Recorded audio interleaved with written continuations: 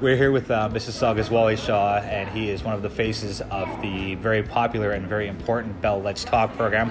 Thank you for your time on this Friday morning in the middle of winter. We appreciate it. Thank you for having me, Jay. No problem. Yeah. So let's start off by kind of just going through your history of mental health, realizing it, and kind of just how it's turned into a positive, life-affirming force for you.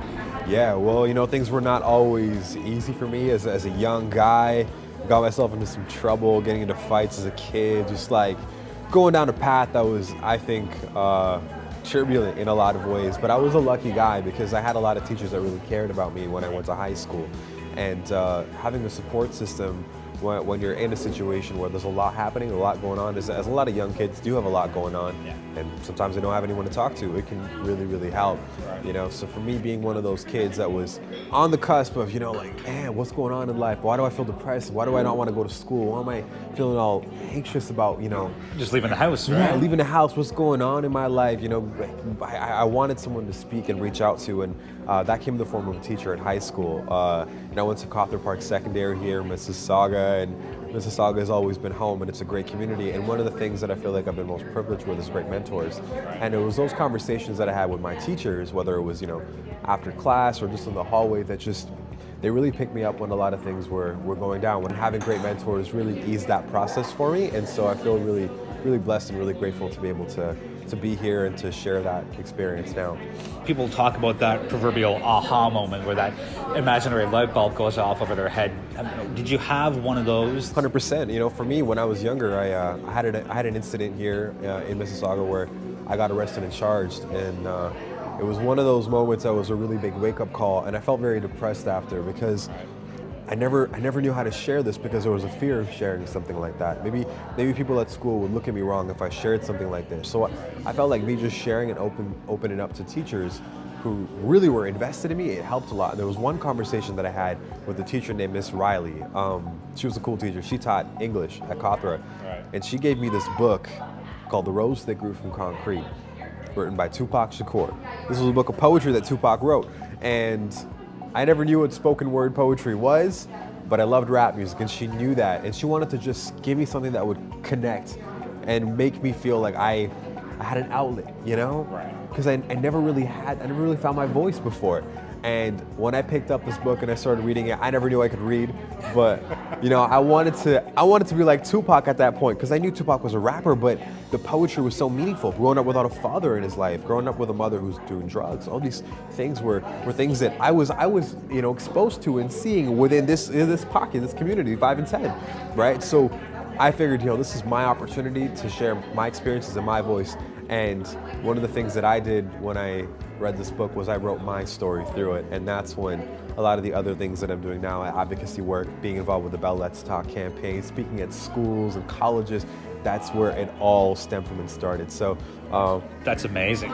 So let's flip gears and talk about how you got involved in the Bell Let's Talk program. Yeah, sure. So Bell's been I heard about their campaign many years ago, and I thought this was really cool, but I didn't really understand it at first. It was like, I see people oftentimes looking at mental health as a first world problem. Like, you're sad, just suck it up. Like, you have a roof over your head, you have, water to drink. You got a problem, you suck it up, you deal with it, you be grateful for what you have. So for me, I wouldn't recognize it as an issue.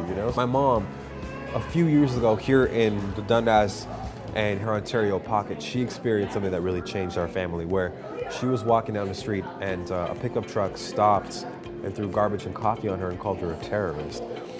And that hurts because that's my mom. And how awful is that? And that's when it kind of clicked, where I was sharing my story for a long time. I was talking about the experiences that I had, and that's important.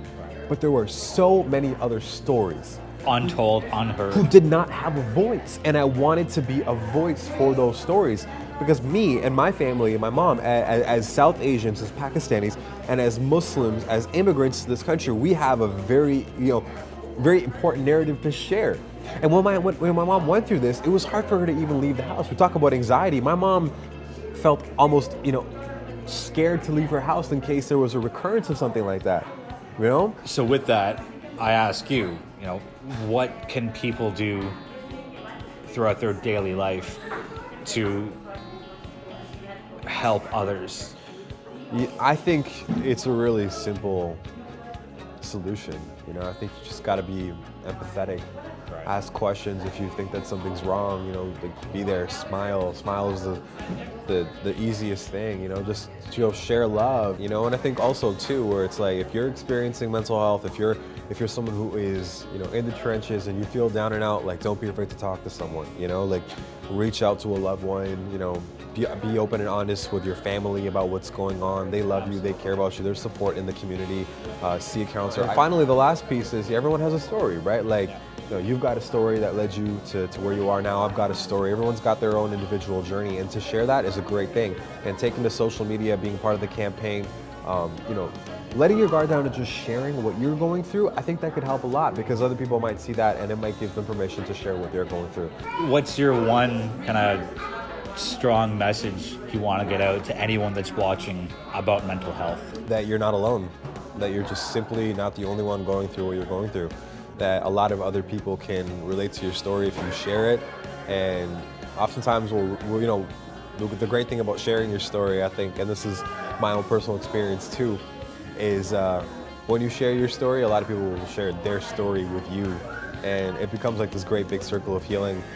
That'll be my last sort of closing sentence, that you are not alone. Don't ever feel like you're alone. I can't top that. Wali, thank you very much for your time, for your input, for sharing part of your story. Again, Wali is one of the ambassadors of the Bell Let's Talk program, and most importantly, one of the many diverse faces of the Bell Let's Talk program. Just to drive home Wali's message, you are absolutely not alone.